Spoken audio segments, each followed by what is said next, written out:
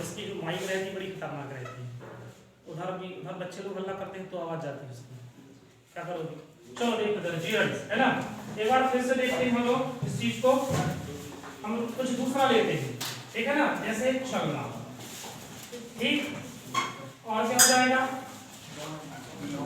चलो दौड़ना ले लीजिए, इनको क्या कहेंगे? चलना को क्या बोलेंगे? वॉक, है ना, ये बोलते हैं ना, दौड़ना को रन, लेकिन वास्तव में ये गलत है।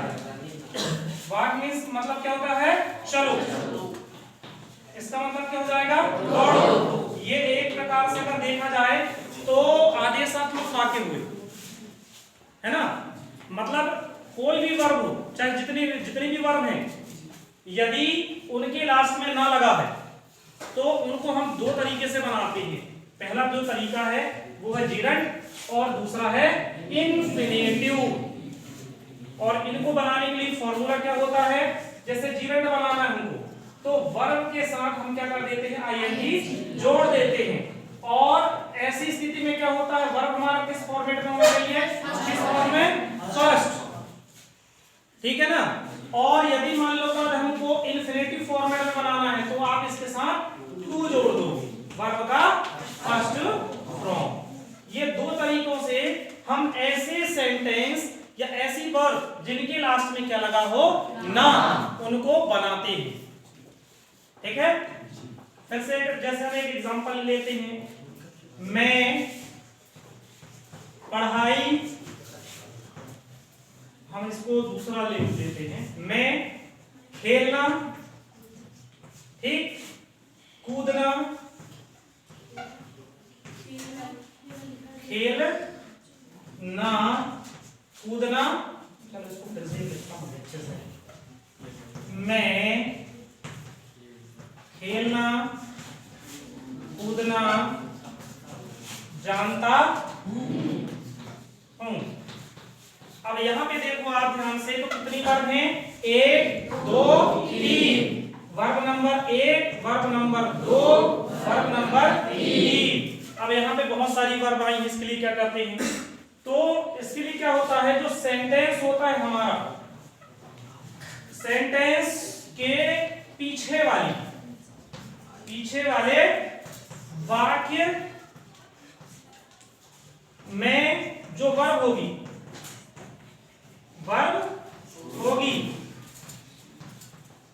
वह टेंस के अनुसार होगी। किसके अनुसार होगी? टेंस के अनुसार। और बाकी जो बचा वो किसके हिसाब से होगा? जीरंड या इंफिनिटिव फॉर्मेट में होगा। अब हम इसी को लेते हैं, इसको हम बनाएंगे तो इसको दो तरीके से बना सकते हैं। क्या हो जाएगा? पहले तो हमारा भैया ये वाला आएगा, तो क्या हो जाएगा? आई नो, जानना को क्या बोलते हैं? नो। अब इसके पहले हमने नोज लिखा था, लेकिन इस बार मैंने नो लिखा। क्यों लिखा? क्योंकि ये टेंस के हिसाब से चल रहा है। इसके पहले क्या आया था? सलमान एक नाउन था, तो हमने यही पढ़ा कि प्रेजेंट इंडेफिनिट में किसी नाउन के साथ क्या करते हैं? हम एस या ईएस प्रयोग करते हैं, लेकिन आई के साथ कभी ऐसा होता नहीं है। तो हो जाएगा I knows to play and to कूदना क्या बोलते हैं? जंप। ये बन गया आपका इन्फिनिटिव फॉर्मेट। और हम इसको दूसरे तरीके से कैसे बना सकते थे? आई नो क्या है? प्लेइंग, क्या है? Playing and jumping. तो ये वाला जो फॉर्मेट ये क्या है आपका? जीरंड है, और ये क्या है? इन्फिनिटिव। इस तरीके से बनाया जाता है। एक बार फिर से बता रहा हूं, ध्यान से सुनना। जीरंड या इन्फिनिटिव सेंटेंस कैसे बनाए जाते हैं? किनका बनाए जाते हैं? जब वर्ब में लास्ट में क्या आया हो? ना आया हो। तो उन सेंटेंसों को या तो हम जीरंड के फॉर्मेट में व्यक्त करेंगे या तो इन्फिनिटिव के फॉर्मेट में व्यक्त करेंगे। यदि किसी सेंटेंस में एक से अधिक वर्ब आई हैं तो हमारा जो टोटल सेंटेंस है, ठीक है ना, जो पूरा सेंटेंस है उसका जो अंतिम वाला भाग होता है उसकी जो वर्ब होगी वो टेंस के हिसाब से बनेगी। और सेंटेंस के पहले जो दो क्या कहते हैं वर्ब आई हैं वो क्या रहेंगी, जीरंड या इन्फिनेटिव फॉर्मेट में बनेगी। और आपके पेपर में मैं ये चीज बार बार बता रहा हूं कि जो जीरंड फॉर्मेट आएगा उसमें पहले से ब्लैंक स्पेस होगा, ठीक है, और ऑप्शन में कहीं ना कहीं आईएनजी वाला कोई वर्ब होगा। तो आपको सिर्फ और सिर्फ करना क्या है, उस आईएनजी वाले वर्ब को उठा के आगे लिख देना है, आपका जीरंड कंप्लीट हो जाएगा। ज्यादा डीपली आपके पेपर में नहीं पूछा जाता, सिंपल सा पूछा जाएगा। ये चीजें अगर आप बाद में भी समझ लेते हैं तो आपको ये बाद में भी काम में आएगी। तो आज के बाद अगर कोई बोले कि चलना मतलब वाक होता तो उनको बताना कि चलना वाक मीन्स चलना नहीं होता, चलो होता वो एक आदेश मात्र फॉर्मेट है, ऑर्डर फॉर्मेट है। मतलब ऑर्डर में आओ, जाओ, खाओ, इनको बोलते हैं ईट, जाओ, गो, आओ, कम।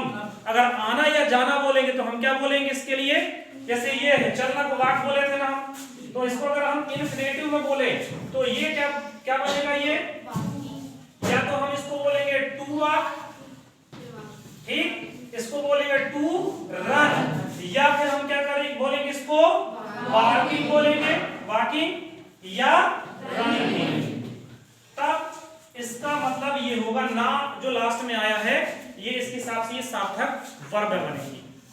दो तरीके से लिखेंगे, कैसे लिखेंगे, जैसे चलना या तो आप इसको टू वर्ब इन्फिनेटिव फॉर्मेट में लिखो टू लगा के, या जीरंड में लिख रहे हैं तो वर्ब के साथ क्या लगाओगे, आईएनजी, और आईएनजी हमेशा वर्ब के फर्स्ट फॉर्म के साथ ही लगती है, ठीक है, क्लियर। चलो ठीक, आई होप कि आपको समझ में आ